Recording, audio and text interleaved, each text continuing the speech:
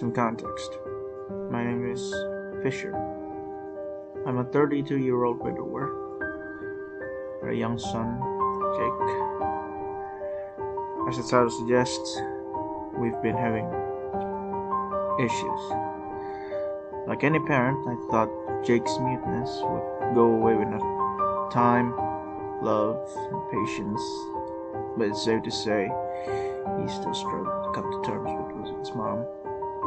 And I can't say I blame him for that. Melody died in a head-on collision. Drunk driver ran a red light, swerved into oncoming traffic. I remember running up to the accident as it was 2 blocks down, and I'd been taking Jake for a walk to the park. Warp steel, the drunk driver getting out, stumbling around, wailing like a baby at his broken arm. The way her body was twisted and broken as it stuck out of the windshield and across the hood of the car, stained red, dead on impact. I've never seen any human being in such a broken form.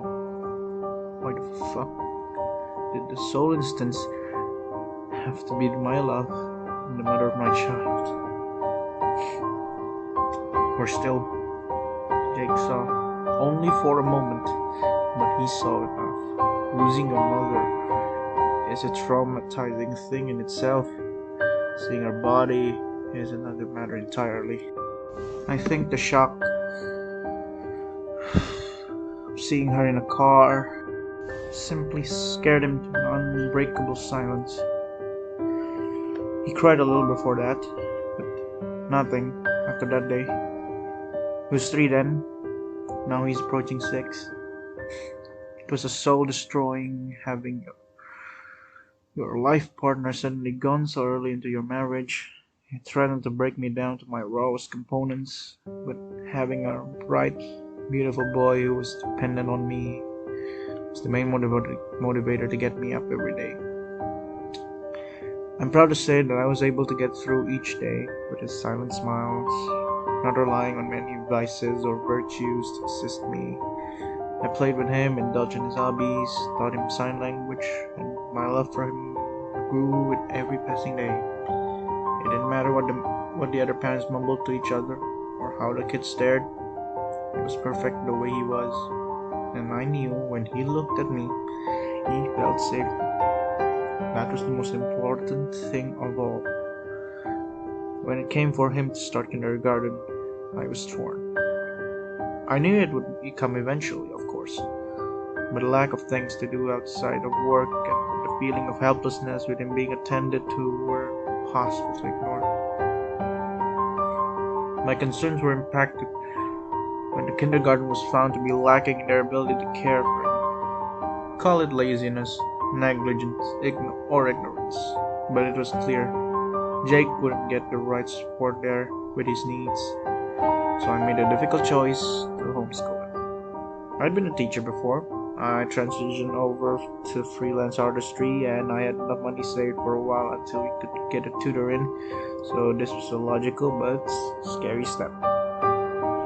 So when I was preparing for the first day of homeschool, with his packed lunch, low suspenders, and an eager smile on his face, I felt pride. I kissed him on the forehead, held out my hand, pinky, index finger, and thumb extended, moving the hand back and forth.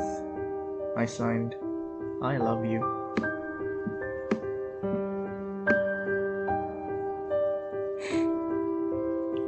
He smiled, looked at me, handed it back.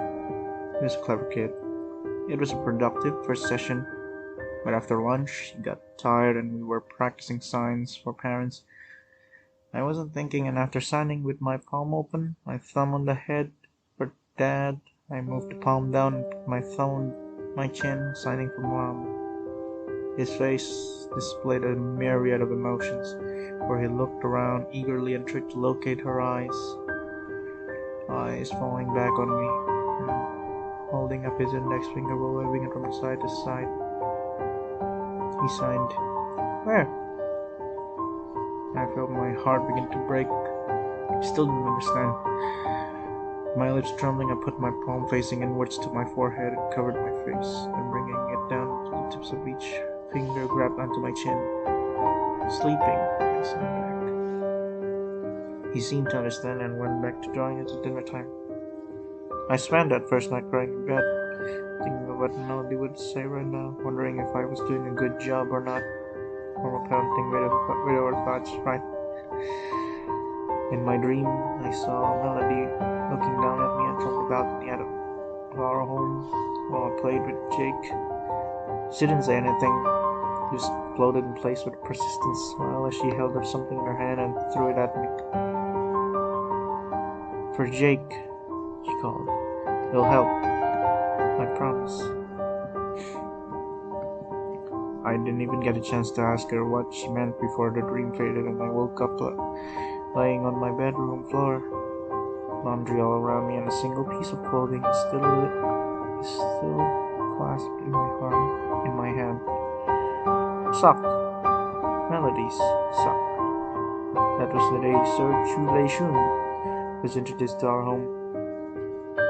We began crafting him over the weekend, turning him into a bright mixture of amber, red, and green for the traffic lights, his bolo tie, a beautiful shade of teal, pink blue eyes with golden monocle fixed over the left, a bolo tie on his chest connecting with a buttoned shirt, pink mouth with a felt tongue that could be moved alongside the mouth itself. It was a little strange, but his appearance felt right.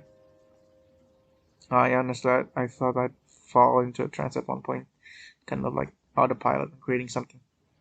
Before I knew it, I was ready. I decided a good way to introduce Sir Chu would be to leave him in Jake's room after nap time, and come in to see how he was doing after an hour. Sure enough, I brought Jake some lunch and saw him sat smiling with Sir Chu on his hand. I knelt down and smiled, holding up my hands and rubbing my thumb and finger together while mouthing the words, "What are you doing?" He grinned, held up both hands, one of which was holding a sock puppet. He linked both index fingers together in a hug and simply said, "Friend." It was a real victory for me. The next few days, our lessons would go smoother. Jake recognized the smell of his mother and it helped him feel safe with Sir Chu. Acted as a best friend and confidant to him. I endeavored to include him in lessons and let Jake have him as much as he wanted, which in turn made Jake focus all the more. We ate dinner together in our usual manner, seating Sir Chu at the next seat next to Jake, so he could enjoy his air pasta, occasionally sticking some of Jake's to his delight. It was nice to see him come out of his shell a little more honestly. Of course, you've seen the title of my issue, so I'll get right into it. As I put him to bed, I began to say I love you and wait for it back. Instead, Jake lifted Chu up beside him in the bed till he was face to face with me, wiping his mouth as a raspy voice escaped. "I love you too." I felt a whirlwind of emotions. Joy, confusion, unease, fear. Joy because I heard my son talk for the first time. Confusion as to why he used the sock puppet and why not. Unease at the deadpan stare he gave me from the bed, and fear because it sounded off somehow. I tried to hide it, smiling and telling him I was proud of him before shutting the door and going to my study to work. Sturgeon has always been a town full of oddities. Perhaps this was simply a good influence on him. Who knows? But I didn't want to complain about a good thing. A few days passed, and Jake doesn't use Sir Chu to speak again, at least not while I'm around him. He plays more often in his room when not in kindergarten and seems content in his own imagination, silently conversing with Sir Chu and his other toys arranged in a circle of his playmate. But on one occasion, when passing his room during nap time, I caught wind of something that made my knees threaten to buckle underneath me. That same raspy voice calling Jake. I don't know why I didn't immediately move, but I felt compelled in that moment to listen. Knock once if you miss mouth. place if you want to go see her. Knock on 3 if you want to come in, Dad. Jesus Christ. I opened the door and put on the biggest smile I could, pretending I hadn't heard it. Jake's face is blank as I ask him in a joking voice why he's not sleepy. Jake points to his eye and then to Sergio, watching. I scooped him up, put him in bed, saying I want to take Sergio for a walk if he didn't mind. He nodded and put the tips of his fingers to his chin, pushing away. He signed, "Thank you," and honestly, that scared me more. I brought Sergio to my room, left him underneath a pile of laundry I was due to put in the dryer, thinking he'd be safe there until the next day when I could figure it out a bit more about him. I remember putting my head down on the pillow and looking up at a photo of Melody herself, myself, Jake, and all crammed in for a happy family picture. Her red hair tucked behind her ears, piercing blue eyes, and a loving smile forever etched into my brain. How on earth could the universe take her before me?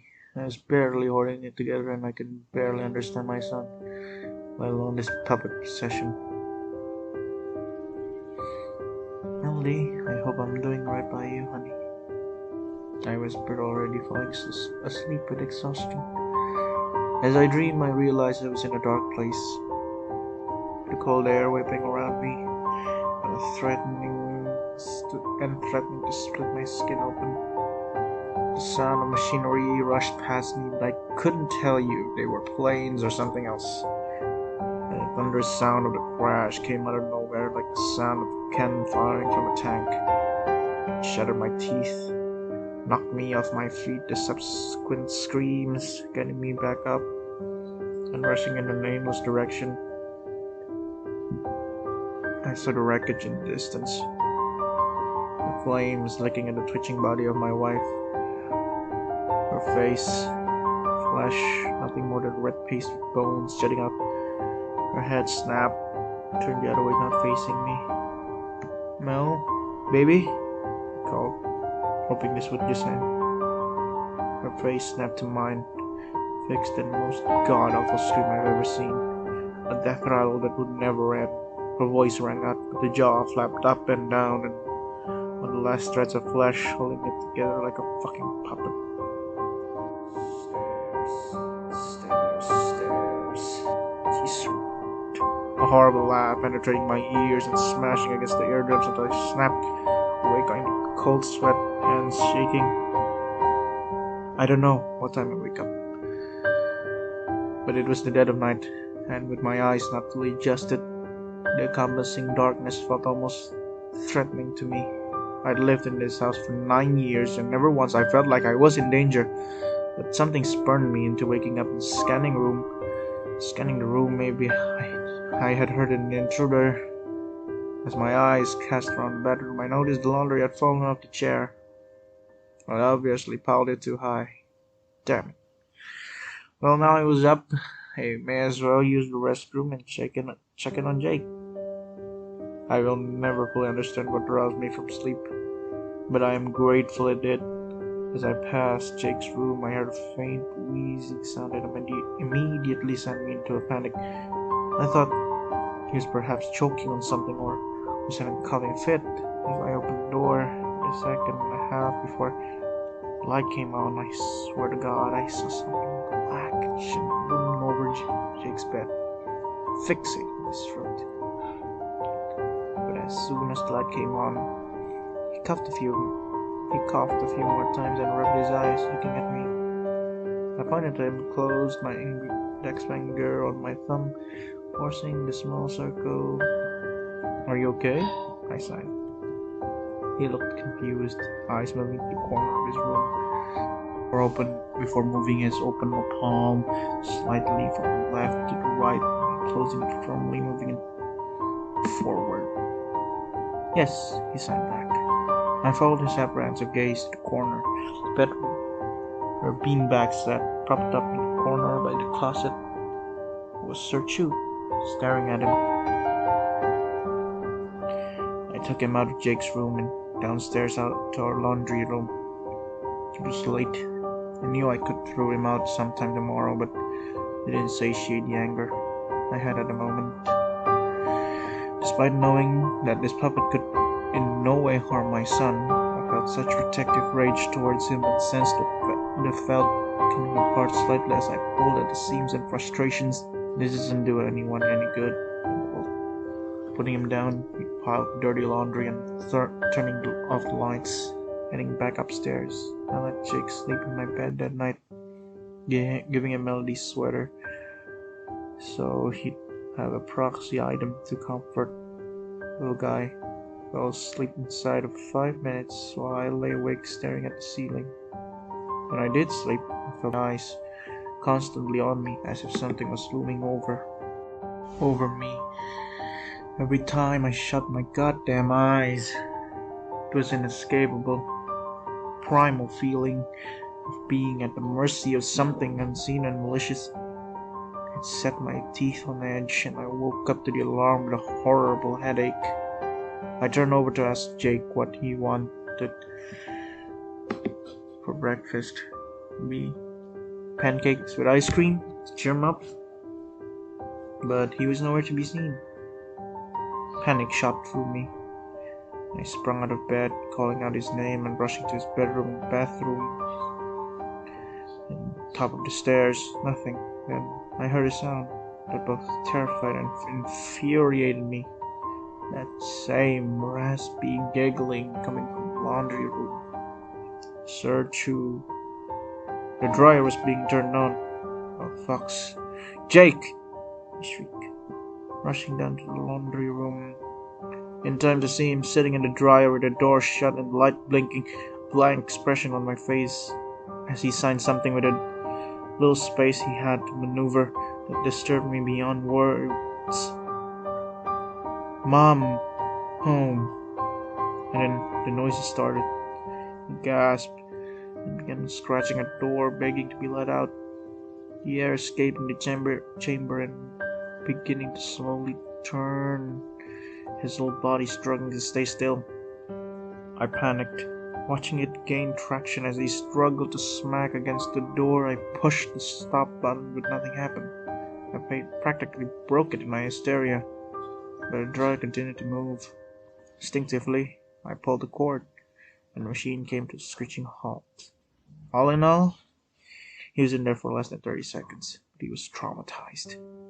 I hoisted him out and held him in my arms, sobbing and making sure he wasn't hurt. He buried his head in my chest and hugged me. It would have been a beautiful and relieving moment if not for Sir Chu attached for his hand and steadily rising up to my face, speaking, but not in a raspy tone, instead in a voice I knew all too well, distorted, broken, losing its shape, but familiar to my ear.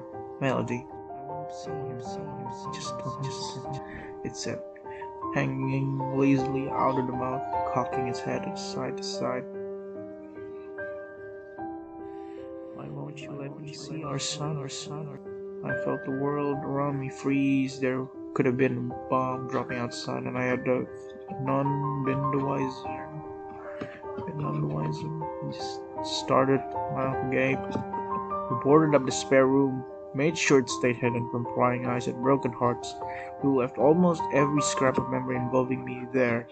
The things you couldn't face locked up, but you need to face them. Face reality. For Jake. I kissed our son's head, and after checking he was unhurt, set him down in his bed and took Sir Chu with me into the spare room.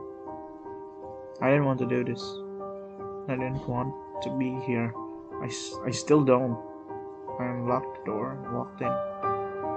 The musty smell hitting me immediately as the light from the hallway cast a looming shadow of the memories of what once was. Our photos strewn up on the walls of hikes, parties, birthdays that should have stayed in the past where they belong.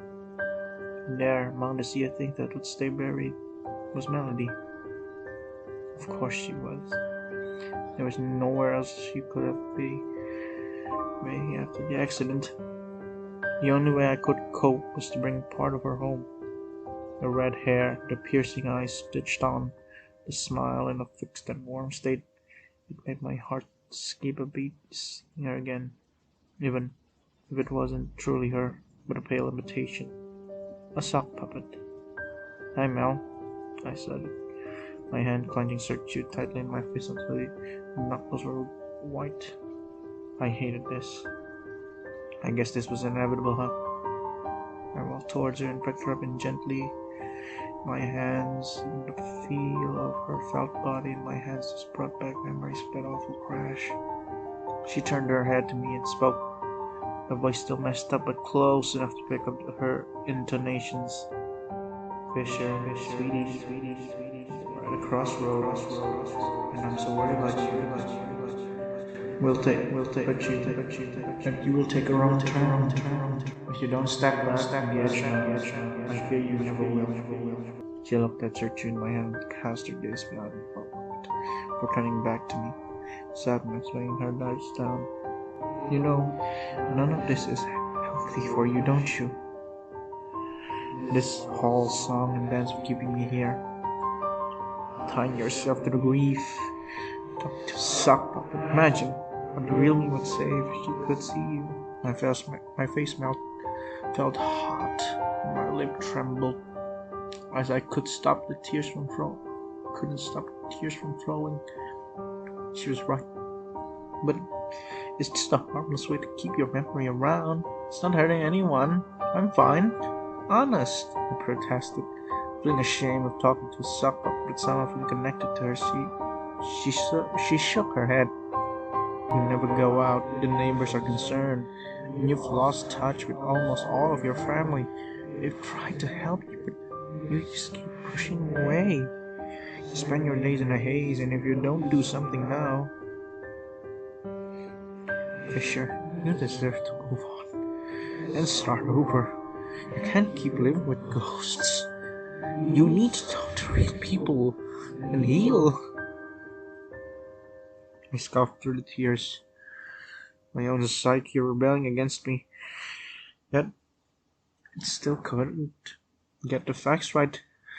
Everything I do for Jake. It's been since you're gone," I croaked, stroking her face. "But I wouldn't give to see you one last time. But if this is all I have, I don't see an issue, so long as Jake is cared for." Then she said something that eroded the last old resilience I had. "Why do you think Jake doesn't talk, Fisher?" "Well, he was there. When the accident happened, it was traumatizing for a man." "No.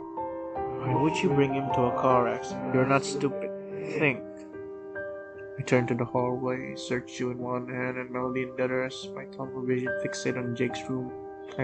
I went straight in and was eager to show her that he was there happily playing. But of course, he wasn't. Not really.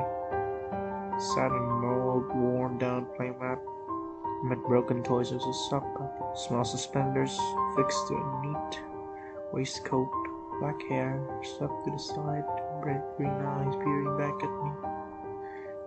He was in the car when she had the accident. I breathed, falling to my knees. I saw them both against the metal, and I sank to my knees and sobbed, clutching both Melody and Jake's puppet facsimiles close to my chest. "I understand. I have to let go, but you were my everything. I'd rather die than do that. I just want us to be family again." Melody's voice barely audible over my sobbing and strained voice.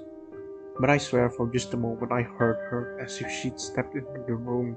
Maybe it was psychosis. Maybe I really was losing it. But as my head was bowed and I sobbed, I swear someone walked into the room and talked to me. All I saw were two pairs of feet. A pair of small, dainty women's feet, and a pair of vibrant socks that I'd recognize anywhere, and a toddler's feet standing close by. I wanted to lift my hand up, but the lump in my throat acted as an anchor tied to my heart and kept me from rising. I simply stayed out there as she spoke. "One day we'll be reunited. Until then, you need to find a new cause. The illusion is broken. When you get up, you will see the world for what it is, and you must find your place in it, Bishop. I felt her press herself up against the top of my head. I know it's not real. I know it's not, but my God, if I didn't will it into existence, I don't know any book to. I'll get up and live. With that silence, the hardest sobs that I've experienced erupted from me. The pain of having my wife so close and yet impossibly out of reach, coupled with the crippling agony of not even knowing what my boy would look like now if he'd survive. It was too much. I rocked back and forth on that floor for what felt like hours. And out of misery and pain, a new voice spoke, coarse, crass, direct. It made my joints lock up, and fear kick out of grief and root me to the spot.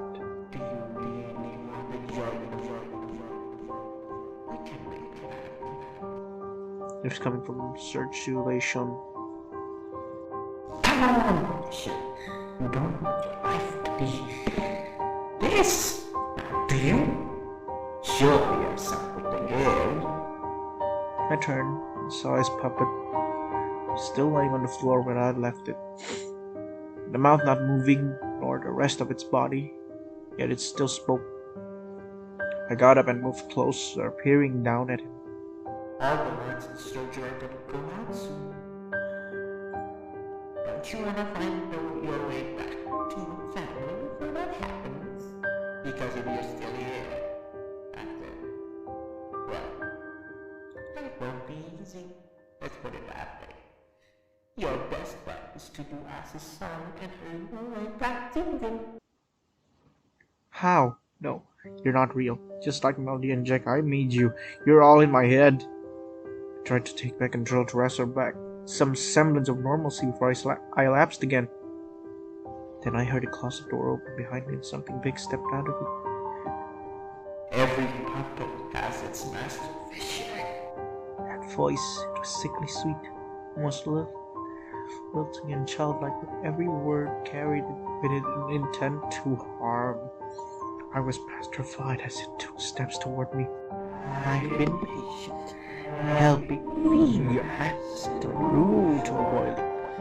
I've got you home. It's not meet you down it after completing a little job. I don't know what he did, but my hand grabbed Sir Chu and put him on my free hand, operating as if I were an expert. He began talking again, this time in the stranger's voice. Good boy. We have a tournament to get to, see, and the vessel is needed. Who are you? What do you want with me? I breathed, feeling my control slipping away. I'm Mr. Stairs. I have a little outstanding grudge and it's time to collect. With that, darkness took me. I spent an untold amount of time stuck in between spaces.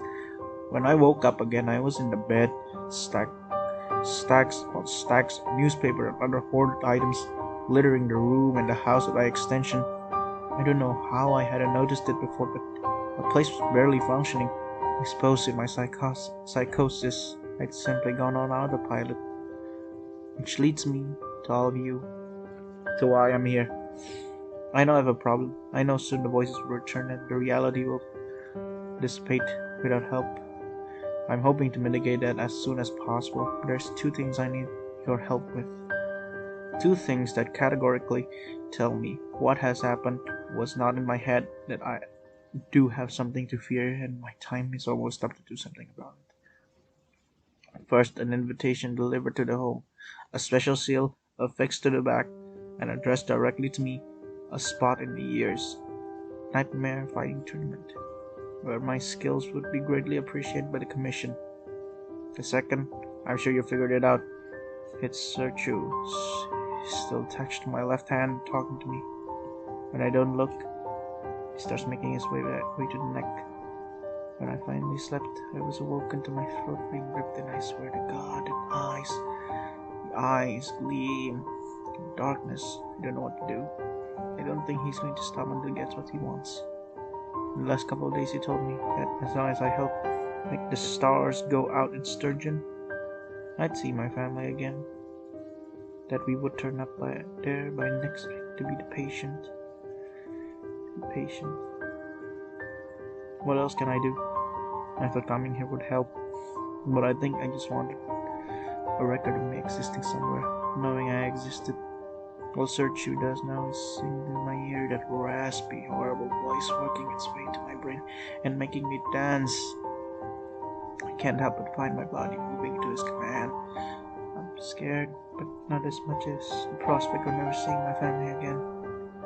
So, I obey. It's kind of appropriate, the song he's singing. Down where the sorrows flow, there's a family rendezvous. One day you might go far, you've got a job to do. There are no strings on me.